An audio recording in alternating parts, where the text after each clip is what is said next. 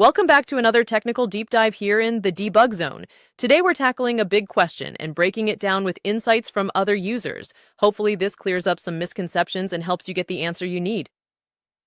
So buckle up, stay a little curious, and let's jump right in.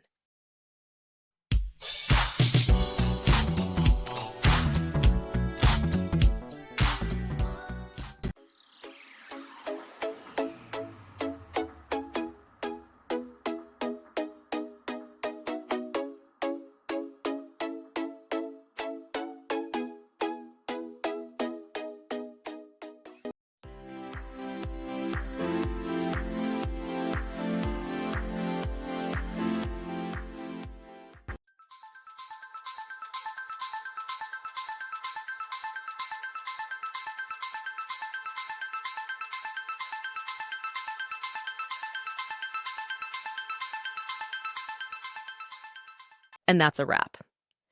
I hope you found the answer you were looking for. If you did, take a second to hit that subscribe button. It really helps out. And let me know in the comments which solution worked best for you. See you next time in the Debug Zone.